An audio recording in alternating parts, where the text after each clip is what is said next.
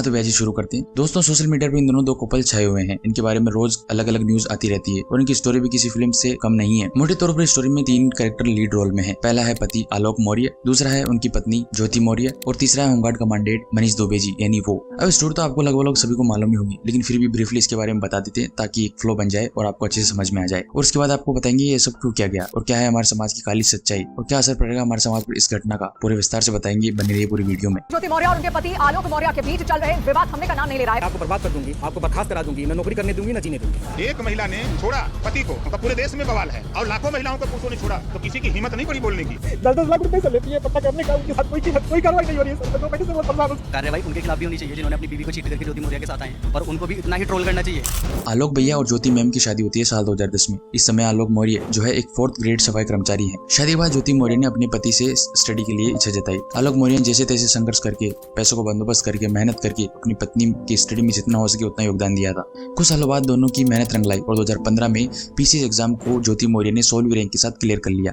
यानी कि ज्योति मैम अब एक एसडीएम बन चुकी है और कथित तौर पर उनको इतने बड़े पद पर पहुंचाने में मदद करने वाले उनके पति अभी भी एक चतुर्थ श्रेणी के सफाई कर्मचारी ही हैं। यहाँ तक सब कुछ ठीक था। 2015 में ज्योति मौर्य ने 2 ट्विंस को भी जन्म दिया, लेकिन साल 2020 में इस स्टोरी में एंट्री होती है तीसरे कैरेक्टर की। कथित तौर पर ज्योति मौर्य और मनीष दुबे के बीच अब नजदीकियां बढ़ने लगी थी और वो कहते हैं ना, अगर 2 लोगों के बीच में अगर तीसरा आ जाए तो पति पत्नी या कोई भी हो उनके बीच में कलेश होना संभव ही है। और कुछ वैसा ही हुआ आलोक मौर्य और ज्योति मौर्य के बीच। इन दोनों के बीच विवाद बढ़ना अब शुरू हो चुका था। सोशल मीडिया पर वायरल होने के बाद ये पति पत्नी एक दूसरे पर उल्टे सीधे आरोप लगा रहे हैं। ज्योति मौर्य ने आलोक पर दहेज और डोमेस्टिक वायलेंस जैसे गंभीर आरोप भी लगाए हैं। इसके अलावा ज्योति मौर्य ने यह भी आरोप लगाया है कि शादी के वक्त आलोक मौर्य ने उनसे झूठ बोला था कि वो एक ग्राम विकास अधिकारी है, जबकि वास्तव में वो एक चतुर्थ श्रेणी के सफाई कर्मचारी थे। और इस बात की पुष्टि के लिए जो मीडिया वालों ने आलोक के परिवारजनों और उनके सगे संबंधियों से बातचीत की, तब उन्हें पता चला कि आलोक मौर्य और ज्योति मौर्य के परिवार वाले शादी से पहले ही परिचित थे। तो ये सवाल ही नहीं उठता कि आलोक मौर्य क्या करते हैं, उनकी क्या जॉब है। अब सवाल ये है कि ये सब क्यों किया गया। जहां तक मेरा मानना है, मेरा पर्सनल पॉइंट ऑफ व्यू है, ये सब किया गया स्टेटस को बनाए रखने के लिए, क्योंकि ज्योति मौर्य अब एक एसडीएम बन चुकी थी और आलोक मौर्य अभी भी एक चतुर्थ श्रेणी के सफाई कर्मचारी ही हैं। और आप ये मानो या मानो, लेकिन ये हमारे समाज की कड़वी सच्चाई है कि कोई चाहे वो लड़का हो या लड़की हो, या पुरुष या महिला हो, हमेशा अपने से हाई स्टेटस वाले या अपने से बराबर स्टेटस वाले के लोगों के साथ रहना पसंद करते हैं और इनके साथ ही रिलेशन रखना पसंद करते हैं। यहाँ कहीं सैकड़ों उदाहरण मिल जाएंगे जहाँ पर पतियों ने सक्सेसफुल होने के बाद या फिर अच्छा स्टेटस बनने के बाद अपनी पत्नियों को बिना वजह छोड़ देते हैं और किसी स्टेटस वाले या अच्छे सक्सेसफुल व्यक्ति के साथ या महिला के साथ वो अपने रिलेशन बना लेते हैं। और आपको ऐसी महिलाएं भी मिल जाएगी जो सक्सेसफुल होने के बाद या तो ज्योति मौर्य बन जाती है या अपने पतियों को छोड़ देती है और किसी हाई प्रोफाइल वाले स्टेटस वाले व्यक्ति के साथ रहना शुरू कर देती है। और अगर महिला और पुरुष का रेशियो देखा जाए कि कौन सक्सेसफुल होने के बाद अपने पार्टनर के साथ धोखा देता है या उसको गलत तरीके से ट्रीट करता है, तो इसमें पुरुष ज्यादा मिलेंगे।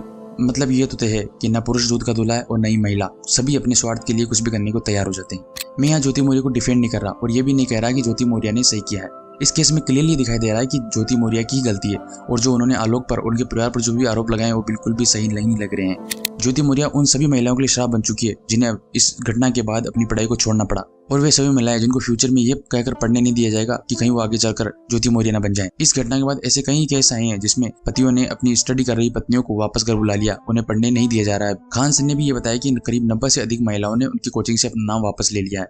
बीपीएससी बैच से 93 लड़कियों के हस्बैंड लेके चल गए सब। ऐसा नहीं होना चाहिए, बहुत गलत है। किसी की गलती की सजा किसी को कैसे दे सकते हैं। एक महिला ने तो पुलिस में कंप्लेंट भी कर दी कि उनके पति उनको फाइनेंशियल सपोर्ट अब नहीं कर रहे हैं आगे स्टडी के लिए। एक पति ने अपनी पत्नी को पढ़ाने से मना कर दिया और सीधे और साफ शब्दों में कह दिया कि किसी भी कीमत पर मैं अपनी पत्नी को ज्योति मौर्य नहीं बनने दूंगा। उनका कहना था कि मेरे पति मुझे पढ़ाने से सिर्फ इसलिए इनकार कर रहे हैं कि कहीं मैं भी ज्योति मौर्य की तरह बेवफा ना हो जाऊं। लेकिन ये मान लेना कि जिस तरह ज्योति मौर्य ने किया है उस तरह सभी महिलाएं भी करेगी, ये बिल्कुल भी लॉजिक नहीं बनता। केवल एक इंसिडेंट से सभी को जनरलाइज करना उतना ही गलत है जितना पुरुषों के द्वारा सक्सेसफुल होने के बाद अपनी पत्नी को छोड़ देने पर पुरुषों को एक इंसिडेंट से जनरलाइज करना गलत होता है। हो सकता है आने वाले समय में 100 शादीशुदा महिलाएं जो एसडीएम बनती है या अधिकारी बनती है, उनमें से 5 महिलाएं ज्योति मौर्य की तरह बन जाएं या अपने पति को छोड़ दे या पति को इस तरह ट्रीट करे जैसे आलोक मौर्य के साथ किया जा रहा है। लेकिन बाकी बची 95 महिलाएं ऐसे नहीं करेगी, वो ज्योति मौर्य नहीं बनेगी। और वो 95 महिलाएं ये बताती है कि हर किसी को एक ही नजरिए से नहीं देखा जाना चाहिए। यह सिर्फ एक व्यक्ति की सोच है कि जिस व्यक्ति ने आपके लिए इतना संघर्ष किया, इतनी मेहनत की, उस व्यक्ति को छोड़कर आप किसी ऐसे व्यक्ति के पास जाते हो या उसके साथ रहना पसंद करते हो जो आपसे ज्यादा सक्सेस सक्सेसफुल है या आपके जितना ही सक्सेसफुल है, और ऐसे व्यक्ति की सोच हर पुरुष या महिला रखे ये संभव नहीं है। और रही बात आलोक भैया तो उनका दुखी होना स्वाभाविक है, जिस परिस्थिति से वो गुजर रहे हैं वही समझ सकते हैं। हालांकि आलोक भैया को काफी कोचिंग संस्थानों से कोचिंग करने के लिए ऑफर भी आ रहे हैं, लेकिन इतना काफी नहीं है। इस घटना के बाद आलोक भैया को पूरे देश से सिंपैथी मिल रही है, लेकिन मुझे नहीं लगता कि इस सिंपैथी से उन्हें कोई खास फर्क पड़ेगा। फर्क आलोक भैया को तब पड़ेगा जब उनकी पत्नी उनको छोड़ के चली जाएगी, उनके 2 फूल जैसे बच्चों को उनसे मिलने नहीं दिया जाएगा।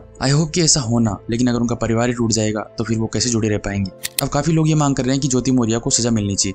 देखिए, ज्योति मौर्य को सिर्फ इसलिए सजा नहीं मिल सकती कि उन्होंने आलोक भैया के साथ ऐसा व्यवहार किया, वो डिवोर्स लेने की कोशिश की और मनीष दुबे जी के साथ टच में रही। हाँ, अगर आलोक भैया ने ज्योति मौर्य पर जो गंभीर आरोप लगाए हैं, जैसे कि आलोक भैया ने बताया कि ज्योति मौर्य ने रिश्वत लेने की कोशिश भी की है, जो उनके पास सबूत भी है, और दूसरा आरोप ये भी है कि ज्योति मौर्य और मनीष दुबे ने उनको जान से मारने का प्लान भी बनाया है। ये केवल अभी तक आरोप है, साबित नहीं हुए हैं, और अगर ये आरोप सही साबित होते हैं तो ज्योति मौर्य फिर पूरी फंसने वाली है। और रही बात मनीष दुबे जी की, तो उन पर लीगल कार्रवाई हो रही है। वो इसलिए हो रही है कि उन्होंने इन सब में इन्वॉल्व होकर डिपार्टमेंट की इमेज को डाउन करने का अपराध किया है। और अब किसको सजा मिलती है और किसको नहीं, ये तो वक्त ही बताएगा। लेकिन वक्त से पहले आप भी कमेंट करके हमें बता सकते हैं कि किसको सजा मिलनी चाहिए और किसको नहीं, और क्यों।